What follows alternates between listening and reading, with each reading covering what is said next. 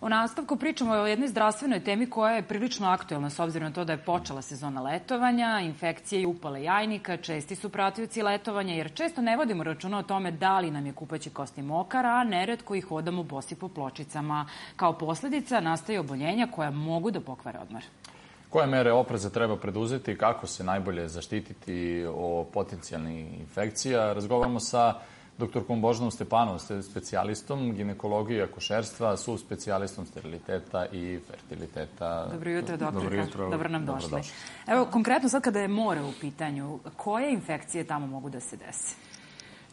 Dakle, kad smo izloženi više uticaju spoljašnje sredine, a što jeste u letnjim mesecima, tako imamo više kontakta sa prirodom, tako reći, na moru smo direktno izloženi uticaju infekcija na plaži, u moru. Manje će to biti razlog sama morska voda, nego što će biti one stvari oko vode, znači plaža, stolice, možda prljavi vlažni peškiri.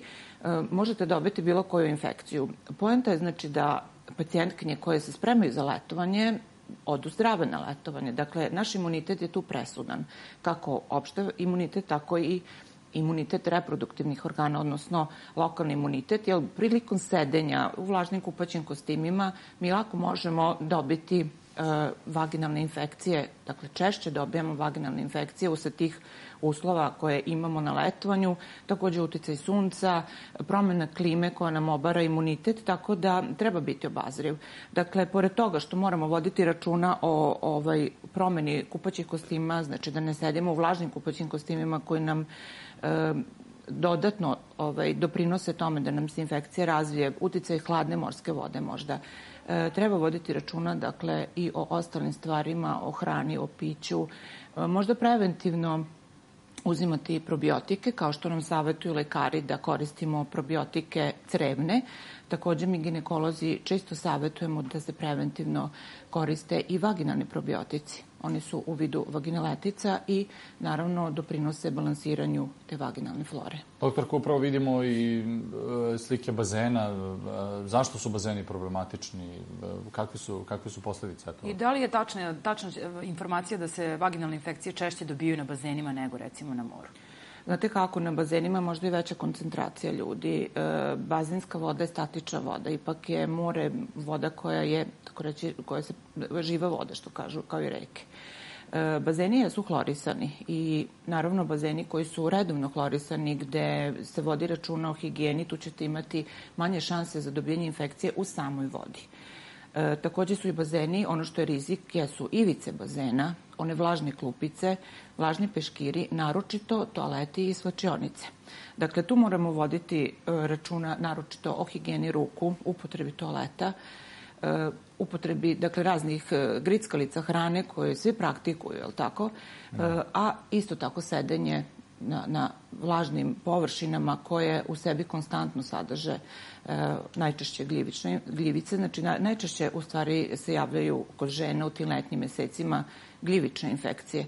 Naravno, bakterijske infekcije kao infekcije su česte i one se često komplikuju i sa širenjem na mokraćne organe. Dakle, kombinovano imamo polnu i mokraćnu infekciju. Česte upale mokraćne bešike. One su najčešće bakterijske. Poenta je da se to na vreme leči, da se najbolje lečenje po antibiogramu, dakle, ako imamo dokazanu mokraćnu infekciju ili vaginalnu infekciju, da lečimo ciljano. I evo, sad pomenuli ste najbolje lečiti na vreme, ali kako da primetimo koji su to prvi simptomi i kako da se lečimo, recimo ako smo otišli negde na letovanje u inostranstvo, šta je to što možemo da uradimo da bi bilo bolje? Dakle, prvi simptomi koje žena primeti od nelagodnosti, crvenila, peckanja, bolnih odnosa, a što se tiče mokraćne infekcije, naročito bolnog mokrenja.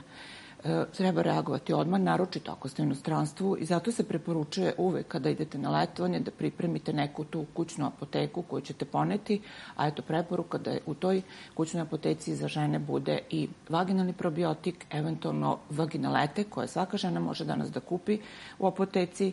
Tu najčešće mi preporučujemo te vaginalete širokog spektra, dakle koje nam pokrivaju i bakterijske i gljivične infekcije i kada žena primeti prve simptome, znači započeti sa terapijom. Da, s obzirom da ste spomenuli apoteke, u apotekama se također može kupiti i test gde u kućnim uslovima možete proveriti, tačnije žene mogu da provere da li postoji neka infekcija ili ne. Tako je. Koliko su takvi testovi pouzdani? Jeste, kod nas se pojavio sada prvi put takav jedan test u vidu jednog štapića koji se za jednokratnu upotrebu koji se koristi ženi pomogne da se razluči da li je to infekcija vaginalna infekcija gljivične prirode ili bakterijske prirode. Dakle, na osnovu toga može potražiti savet i od apotekara, farmaceuta ili da se javlja posle na ginekološki pregled. Svaka žena danas ima u svojoj kućnoj apoteci vaginaletice, dakle i na osnovu tog testa može sama sebi pomoći, odnosno započeti lečenje. Ako to lečenje ne prolazi, naravno javlja se svom nadležnom ginekologu. A kada ste već pomenuli vaginalete, nije redak slučaj da se devojke između sebe često u razgovoru govore meni su pomogle ove, ukupi i ti, međutim, pretpostavljam da ipak se zaista treba vratiti lekaru kada su ovakvi problemi u pitanju. Naravno, kada su prave infekcije u pitanju, najbolje je doći na ginekološki pregled. Kada su u pitanju ti početni simptomi, neki disbalansi, možda te vaginalne flore, vi ćete dobiti preporuku od farmaceuta u apoteci za upotrebu možda nekih vaginaletica na bazi bilja ili tih intim gelova koje pomognu u tom početnom nekom periodu i devojke koje imaju dobar imunitet često se možda neka terapija i završi na tim preparatima.